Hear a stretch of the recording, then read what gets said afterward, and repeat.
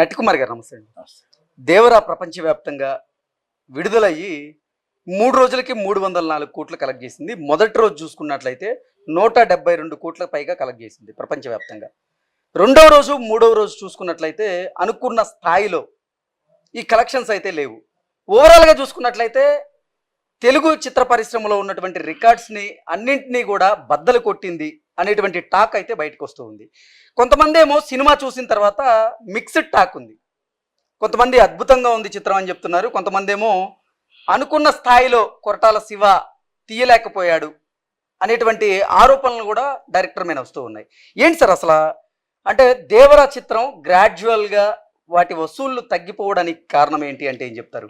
First ప్రపంచవ్యాప్తంగా మనకి ఎన్ని థియేటర్లు ఉన్నాయో అన్ని థియేటర్లు ఏసీయడం అనేది ఒకటి. ఓకే. రెండోది జూనియర్ ఎన్టీఆర్ గారికి ఉన్న ఇమేజ్ మొత్తం 3 రోజులు క్యాష్ చేసేసింది. ఓకే. ఇక్కడ 4వ రోజు కలెక్షన్ లేకపోవడానికి కారణం ఒకటి ఉంది. మనకి ఉన్న ఆడియన్స్ చూసే సినిమా ఫస్ట్ ఒకసారి చూసే ఆడియన్స్ ఒక పర్సెంటేజ్ ఉంటారు. రెండవ సూపర్ డూపర్ హిట్ అయితే రిపీట్ ఆడియన్స్ ఉంటారు. బిగ్గెస్ట్ హిట్ అయితే 3 సార్లు ఉంటారు. ఇవన్నీ మనకు ఆటోమేటిక్గా ఆడియన్స్ ఏమైపోయింది, 3 రోజుల్లో మొత్తం ఆడియన్స్ చూసేసారు సినిమా. ఓకే. అంటే ఈ సందులోని ఆ సినిమా, ఆ సందులో నా సినిమా, ఈ సందులో నా సినిమా, వాక్బుల్ డిస్టెన్స్ ఎక్కడ చూసినా దేవరాని. అంటే అన్ని 100 కోట్లు కలెక్ట్ చేసింది. నష్టపోయేది ఎగ్జిబ్యూటర్. ఇక్కడ డిస్ట్రిబ్యూటర్ లాభం పొందాడు, ప్రొడ్యూసర్ లాభం పొందాడు, హీరో ఇమేజ్ ఈ కలెక్షన్స్కి వచ్చింది. దాన్ని ఒప్పుకోక తప్పదు.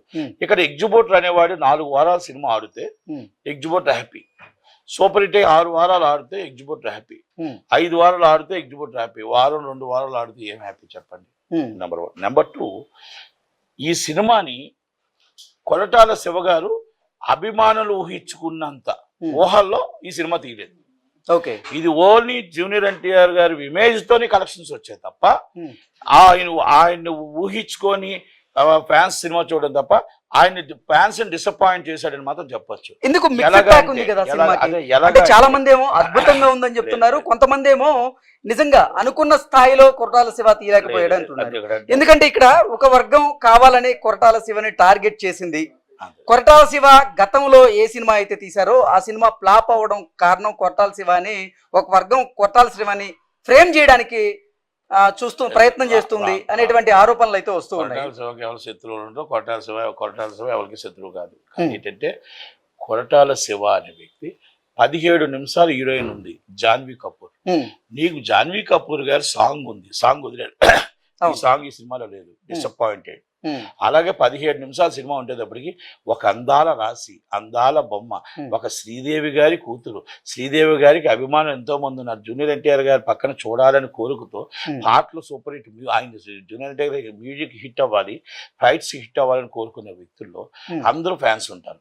అలాంటిది అక్కడ మ్యూజిక్ డిసప్పాయింట్ చేసింది, సాంగ్ లేకపోవడం డిసప్పాయింట్ చేసింది. కొరటాల శివ గారు జాన్వీ కపూర్ గారిని 17 నిమిషాలు ఉండడు, అక్కడ డిసప్పాయింట్ చేసింది.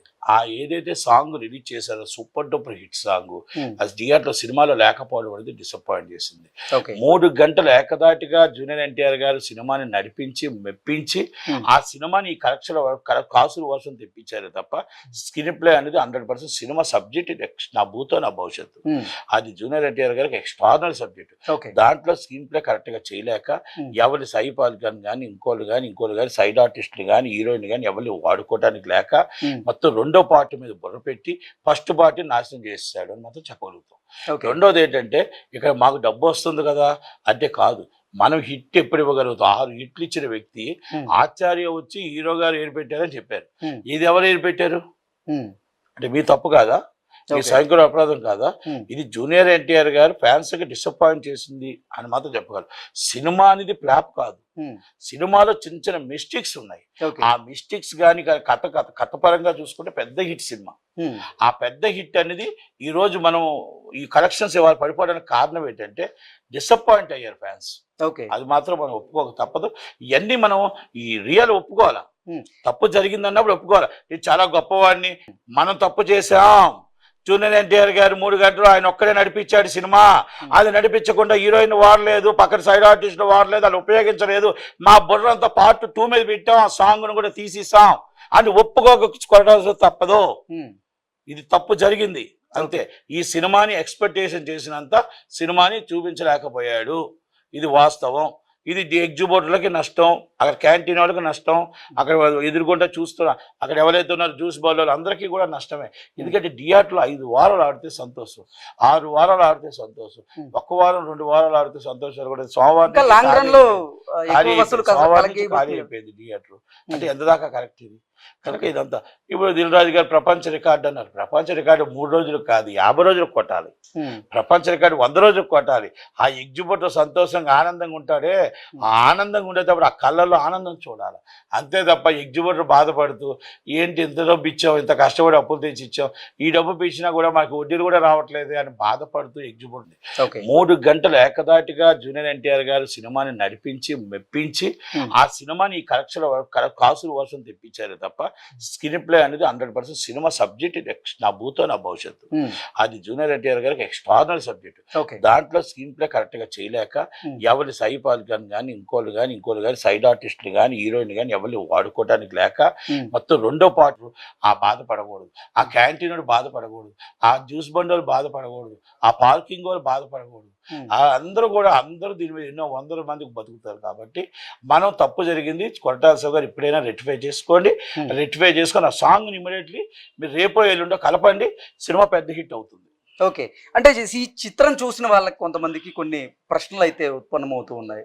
అసలు యతి ఎవరు, ఎందుకు కొన్ని పాత్రల్ని అంటే సాగదీశారు అనేటువంటి ప్రశ్నలు అయితే ఉత్పన్నమవుతూ ఉన్నాయి. నేను మొత్తం ఒకటే భాషలో చెప్పేసాను. కొరటాల రవి గారికి స్క్రీన్ ప్లే తప్పు జరిగింది, కథ పరంగా సూపర్ డూపర్ కథ. అంటే వీటన్నింటికి సెకండ్ పార్ట్ లో క్లారిటీ వచ్చేటువంటి అవకాశం ఉందా అంటే? ఫస్ట్ పార్ట్ గా బతుకులేకపోతే సెకండ్ పార్ట్ కోసం ఇంకేది కదా, అదే చెప్తాను కదా.